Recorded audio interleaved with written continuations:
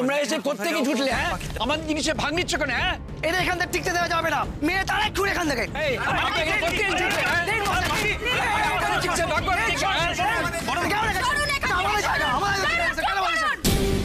দেখুন আমরা কেউ আপনাদের জায়গা দখল করিনি আমরা এখানে এসেছি আবার কিছুক্ষণ পর চলে যাব আপনারা অহেতুক এরকম অশান্তি কেন করছেন বলুন তো বসে বসে আমাদের দানি জিনিসে ভাগ নিচ্ছেন আবার মিথ্যে কথা বলছেন তারা আরে কি মিথ্যা ঘোষ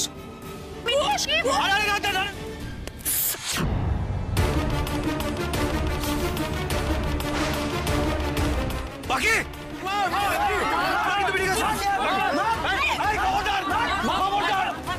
কেউ আসবে না আমি কিন্তু অশান্তি চাই না কিন্তু আমার পরিবারের উপর যদি আক্রমণ করেন তাহলে কিন্তু আমিও হাত তুলতে বাধ্য হব এই লোকগুলোকে দেখে তো ভিখিরি মনে হচ্ছে না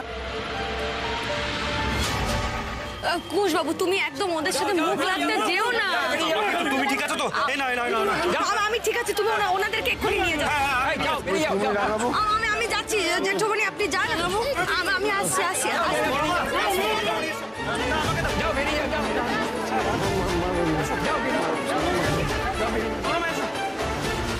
একটু শান্ত হন আমার কথাটা শুনুন ঈশ্বরের কাছে আশ্রয় নেওয়াতে কোনো লজ্জা নেই গো তিনি অন্তত মানুষের মধ্যে ভেদাভেদ করেন না যে মানুষই বিপদে পড়ে সেই মানুষই ঈশ্বরের শরণাপন্ন হয় একদম ঠিক বলেছেন ঠিক কথা বলেছেন এই ঝামেলা করলে সবাইকে একেবারে এখান থেকে উঠিয়ে দেবো যে জায়গায় বসো যাও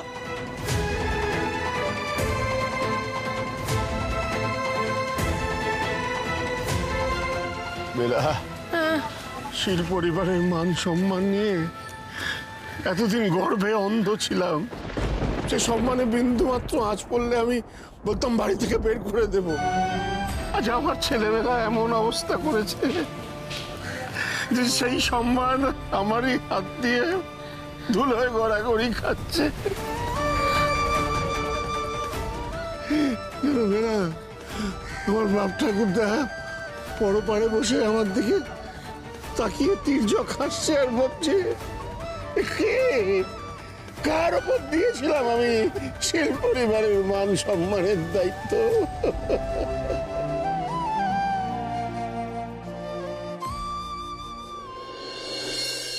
বাবা মা যদি কোনো বিপদ হয় আমি কিন্তু তোদের কাউকে ছাড়বো না তোদের কাউকে কিন্তু আমি এই বাড়িতে টিকতে দেব না কথাটা মনে রাখিস ও তুই এই বাড়িতেই আছিস তার মানে এই বাড়িতে যা যা ঘটেছে সবকিছু তোর সামনেই হয়েছে মানে মানে ন্যাকা সাজছিস কিছু জানিস না তুই কিছু বুঝতে পারছিস না খুকু বাড়াবাড়ি করিস না কিন্তু বেশ করব যা বলছি একেবারে ঠিক কথা বলছি তুই কেমন মেয়ে রে হ্যাঁ দাদারা নয় অমানুষ হয়ে গেছে তা বলে তুইও তুই জানিস না বাবা মা একদম জ্ঞান দিবি না কিচ্ছু ভুলিনি আমি বুঝলি কিচ্ছু না দিনের পর দিন মা যেরকম ব্যবহার করেছে আমার সঙ্গে তারপর আমি ওদের হয়ে কথা বলবো তুই ভাবলি কি করে আর বাবা সে তো ছোটবেলা থেকে তোকেই বেশি করে ভালোবেসেছে বেশি বেশি করে পড়াশোনা করিয়েছে তোকে তোর পছন্দের ছেলের সঙ্গে বিয়ে দিয়েছে আর আমাকে চারটার গলায় ঝুলিয়ে দিয়েছে যেমন পাপ তেমনই তো ফল ভোগ করবে তাই করছেও তুই দিনের পর দিন শ্বশুর বাড়ি থেকে বাপের বাড়িতে এসে অশান্তি লাগাবি তুই কি এক্সপেক্ট করছিস যে মা তোকে কিছু বলবে না এক ক্লাসে 3 থেকে 4 বার করে ফেল করবি তাও তোকে বাবা দিনের পর দিন পড়াশোনা করিয়ে যাবে আর বিয়ের জন্য তো বাবা মা তোকে ফোর্স করেনি তুই তো চেয়েছিলিস বিয়ে করতে আর কি এমন খারাপ ছেলের সাথে তোকে বিয়ে দেওয়া হয়েছে যে তোর এত অভিযোগ আসলে কি বলতো দিদি তুই একটা জঘন্য মেয়ে বুঝলি যে নিজের বাবা মাকে ভালোবাসতে পারে না সে অন্য মানুষকে কি ভালোবাসবে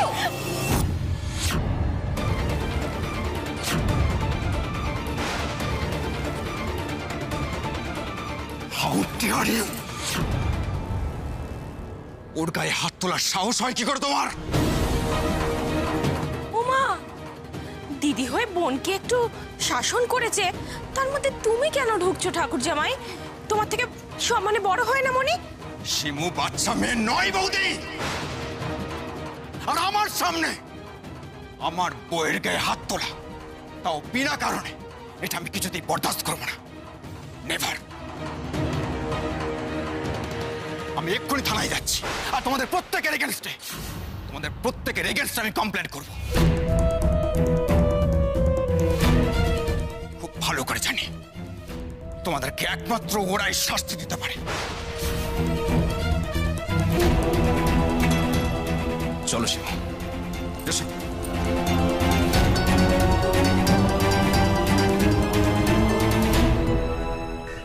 বড় মা আমি ঠিক আছে, অত লাগেনি।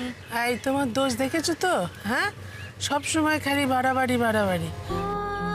এই বাড়াবাড়ির জন্য সব সময় আমার কাছে বকা খাও তুমি। ওই দেখি যাক, বেশি কাটেনি।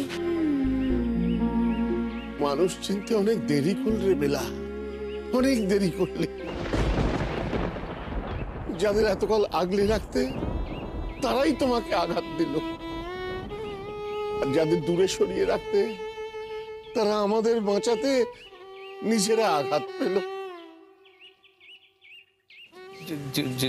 বলছি বড় মা, জেঠিমণি, তোমরা এটা নিয়ে না আর মন খারাপ করো না। দেখো রাত্রিটা তো এখানে কোনো রকম ভাবে কাটিয়ে দিলাম, কিন্তু আমরা তো কোথাও স্থায়ী একটা ব্যবস্থা করতে হবে।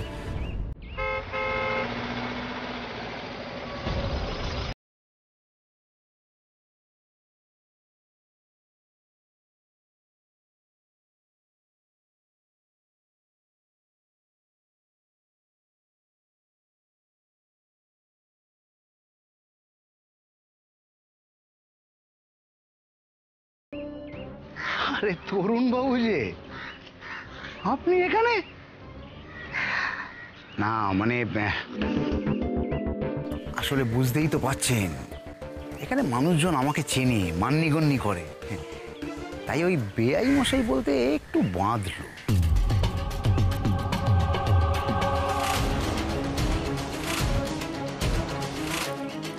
তা আপনাদের এমন অবস্থা হলো কি করে তরুণবাবু? কেন আপনি জানেন না? বুঝতে পারছি না কি করে আমাদের এরকম অবস্থা হলো? বিগত কদিন তো আমাদের বাড়িতে বেশ ভালোই যাতায়াত ছিল। আপনার তো জানা উচিত কি হয়েছে। আপনার বাড়ি? ও আসলে মেয়ের বাড়ি বলে গেছি কয়েকবার, কিন্তু আপনি এভাবে কেন বলছেন? এই রেগে টেগে যাচ্ছেন নাকি? আমি তো আপনার এই অবস্থা দেখে সমব্যথী হয়ে কথাটা বললাম। যতই হোক, আপনি আমার মেয়েকে রাস্তায় দেখে পছন্দ করেছিলেন। সেটাই আমার সব থেকে বড় ভুল ছিল, সেটাই আমার কাল হলো। সেই মেয়ে আজ আমার রাস্তায় না ভালো। আমারই বোঝা উচিত ছিল যে আপনার মতো কাল কেউকের সঙ্গে সম্পর্ক স্থাপন করা ঠিক হবে না। নাগ বংশে তো নাগই জন্মায়। আপনার মতো অসৎ মানুষের মেয়ে আর কত ভালো হবে? একদম চুপ, মুখ সামলে কথা বলুন। আর না, এতদিন অনেক দাপট দেখিয়েছেন আপনি। মনে রাখবেন, এখন কিন্তু আপনার এই মাথার উপরে ছাদটা নেই।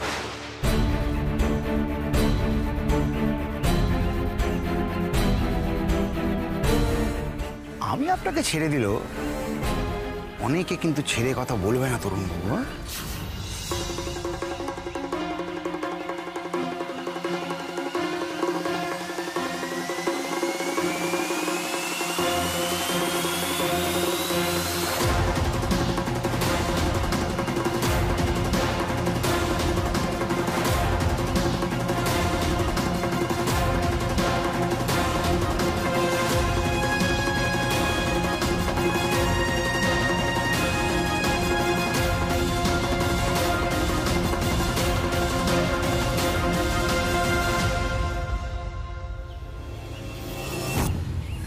কুশবাবু, এখানে আর এক মুহূর্ত থাকা যাবে না, অন্য কিছু একটা ব্যবস্থা করতে হবে গো, না তো মানুষজনের কথার বিষয় জেঠুমনি আর বড় মা তিলে তিলে শেষ হয়ে যাবেন।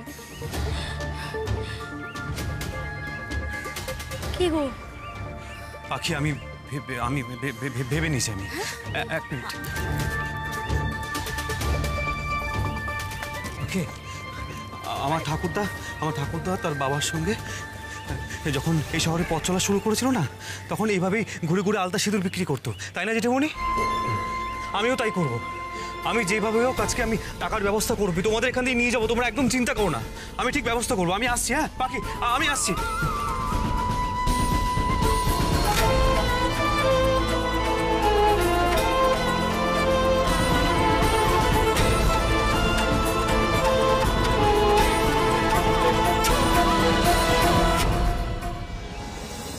বলছি শুনুন না, বলছি আমার কাছে না আলতা সিঁদুর ভালো ভালো প্রোডাক্ট রয়েছে, মানে আমাদের কোম্পানিটা সত্যি লক্ষ্যে আলতা সিঁদুর অনেক বছরের, মানে অনেক পুরনো কোম্পানি মার্কেটে রয়েছে, বুঝলেন তো? এই দেখুন, এই যে আলতাটা আপনি যদি পায়ে মাখেন আপনার পাটা একদম ফাটবে না। আমার কাছে সিঁদুরও রয়েছে, এরকম সিঁদুরটা আপনি সিঁড়িতে পরেন, চুলটাও পড়বে না। আপনি একবার এই প্রোডাক্টগুলো ইউজ করে দেখুন না, মানে খুব ভালো, মানে অনেক পুরনো তো। না মহা ঝামেলা তো বললাম তো নেব না, আপনি যান না এখানে।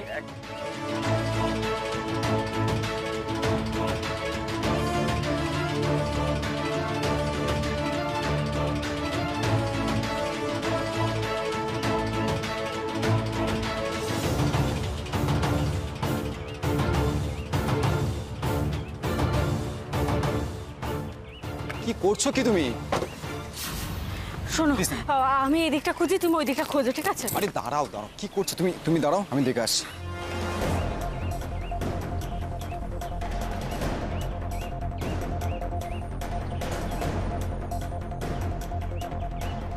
সিম, দেখো এইভাবে রাস্তা না খুঁজে পাবো না আমরা, অসম্ভব। আমাদের কাছে তো আর কোনো উপায় নেই রাজেশ, আমাদেরকে তো এইভাবেই খুঁজে বার করতে হবে। দেখো না, আমি কতবার ওদেরকে ফোন করেছিলাম, কেউ আমার ফোনটা তুললো না, আর এখন ফোন করছি ফোনটা সুইচ অফ আসছে। আমি কি করবো বুঝতে পারছি না, মানে খুব টেনশন হচ্ছে রাজেশ। আচ্ছা শোনো না, বলছি যে ওরা কোনো বিপদে পড়েনি তো? হ্যাঁ, এই তুমি যে ওই বাড়ি থেকে বেরোনোর সময় বললে যে পুলিশের কাছে যাবে না, চলো না আমরা পুলিশের কাছে যাই। যাবো নিশ্চয়ই যাবো, কিন্তু তার আগে তো আমরা নিজেরা আবার চেষ্টা করে দেখি খুঁজে, তাই না? কিন্তু ওদের তো পাচ্ছি না, আমার খুব টেনশন হচ্ছে। এখানে পাচ্ছি না, অন্য জায়গায় পাবো, চলো গাড়িতে উঠো, এসো। আরে এসো না।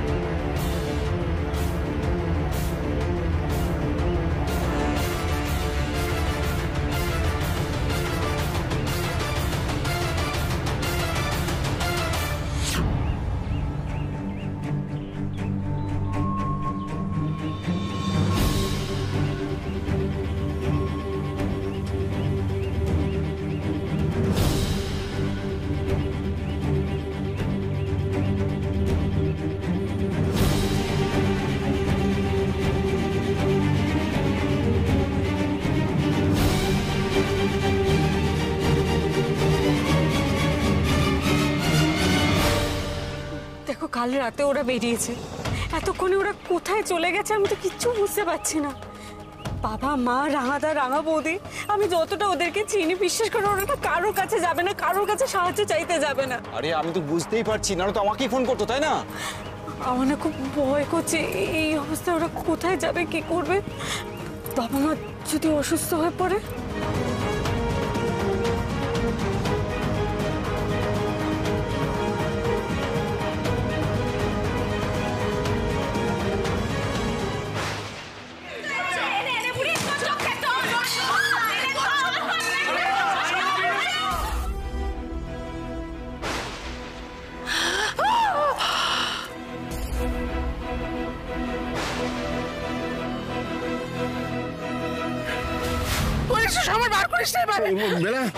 বেলা কি হয়েছে? বেলা, তোমার কি শরীর খারাপ লাগছে নাকি বাজে স্বপ্ন দেখছো?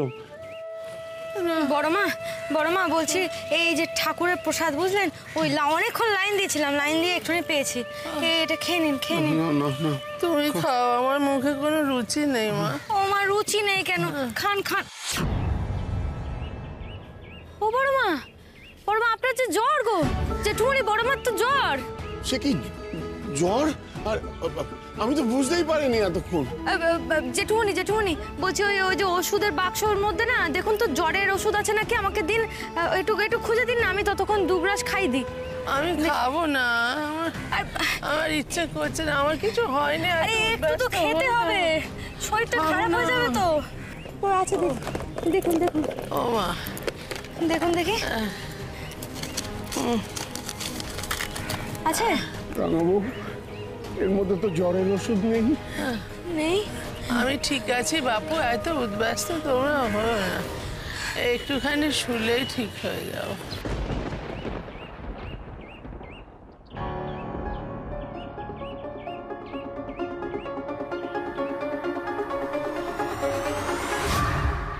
মাত্র 2 টাকা? এ দিয়ে কি হবে? ওষুধ না কিনতে পারলে তো ভারী বিপদ হয়ে যাবে।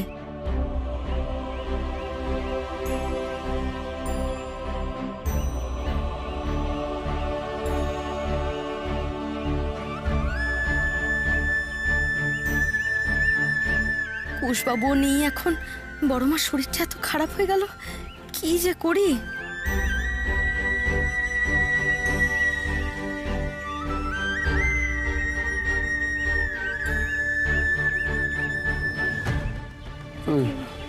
তুমি এখানে বসো রাঙাবু, এখানে বসো।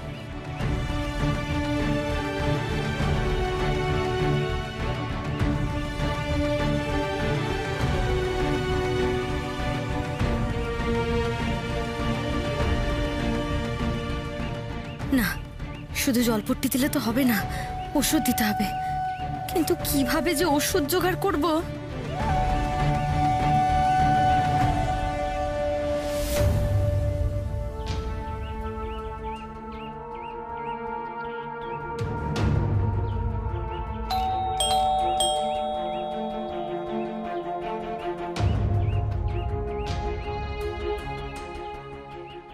কি এভাবে বাড়ির ভেতর ঢুকে আসছো কেন? কে তুমি? না না, আমি আমি ওই আলতা সিঁদুর না বিক্রি করতে এসেছি। এই দেখুন সতীলক্ষ্মী আলতা, তাই অনেক পুরনো কোম্পানি। এইটা না আপনি যদি ইউজ করেন একদম মানে ধুলেও উঠবে না, খুব ভালো, একদম লাল টুকটুকে রং আছে। আর আমাদের প্রোডাক্টে না মানে একবারে ভেজাল নেই, ত্বকের জন্য খুব ভালো, বুঝলেন তো? এই দেখুন আলতা, এই যে আলতা। থামো, চোর কোথাকার! আলতা বিক্রি করতে এসছো না চুরি করতে এসছো? আর দুপুরবেলা গৃহস্থ বাড়িতে এরকম শটান ঢুকে গেলে গেট খুলে? না না, আমি চুরি করতে কেন আসবো? আমি চুরি করিনি। ও গেটের গ্রিলের দরজাটা খোলা আছে বলে আপনার মনে হচ্ছে? একদমই না, আমি তখন খোলা দেখলাম। আমি অনেকবার কলিং বেল বাজিয়েছিলাম, কিন্তু কাউকে দেখতে না পেয়ে আমি নক করতে আসছিলাম বলে আপনার মনে হচ্ছে। না, আমাকে দেখে কি আপনার চোর মনে হচ্ছে বলুন? না তো কি, সারা না পেয়ে অন্যের বাড়িতে ঢুকে যাচ্ছ, আবার বলছো দেখে চোর মনে হচ্ছে কিনা? কি মনে করো? হ্যাঁ, সবাই বোকা, তোমরাই চালাক। সেলসম্যান সেজে চুরি করতে আসছো, ভেবেছো বাড়িতে একা মহিলা রয়েছে, ঘুমোচ্ছে দুপুরবেলা, খুব সুবিধা হবে, তাই না? না না না না, আমি সত্যি চুরি করতে আসি না। আমি আমি দেখাচ্ছি তোমার মজা, দাঁড়াও। চোর চোর চোর চোর চোর চোর চোর চোর চোর! না না না, বিশ্বাস করুন না। কিছু না কিছু, এই যে দেখুন না, আমি ঘুমাচ্ছিলাম, সেই সুযোগে ঘরে ঢুকে আসছিল, বলছে আলতা বিক্রি করতে এসেছে। ভাগ্যিস কিছু চুরি করতে পারিনি। এই লোকটাকে তুমি দেখলাম তখন জানলা দিয়ে উকি ঝুঁকি মারছে। না, আপনার বিশ্বাস করুন, আমি এরকম কিছু করতেছি। আমি সত্যি এগুলো বিক্রি করতে এসেছি। ভর দুপুরবেলা আলতা সিঁদুর বিক্রি করতে এসেছো, তুমি আমাদেরকে শেখাচ্ছ? না না না না, আপনার কোথাও ভুল হচ্ছে। আপনার বিশ্বাস করুন, আমি এরকম মানুষ নই। চুরি করতে এসে ধরা পড়ে মিথ্যে বলা হচ্ছে? না না না না, এই দেখুন, না, তবে শিক্ষা হবে।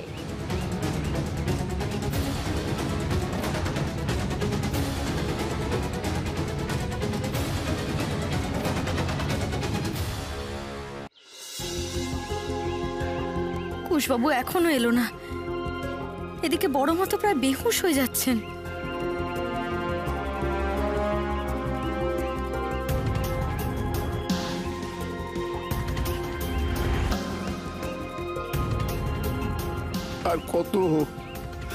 আর কত শাস্তি দেবে আমাদের ঠাকুর?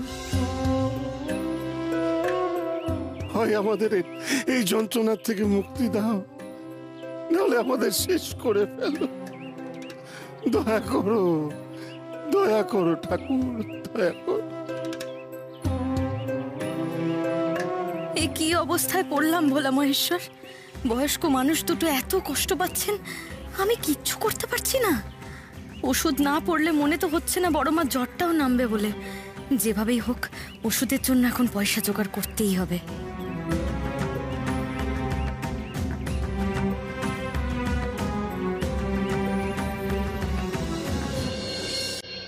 এই বয়স্ক মানুষগুলোকে এভাবে কষ্ট পেতে দেওয়া যাবে না। বড় মাকে যে করে হোক সুস্থ করতেই হবে, কিন্তু কোথা থেকে টাকা পাবো?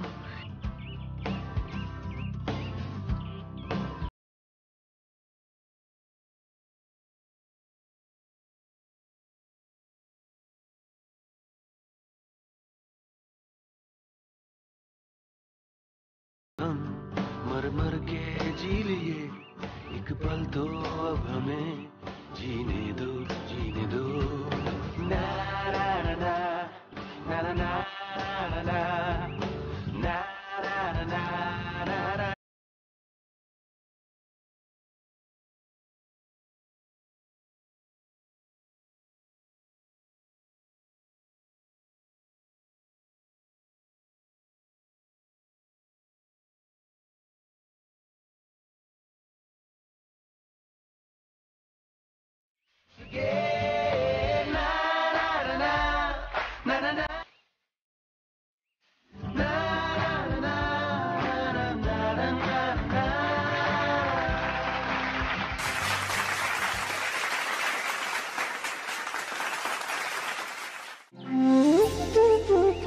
ও ভাই ভাই তোমরা কি ভালো গান করো গো। Thank you. খুব সুন্দর।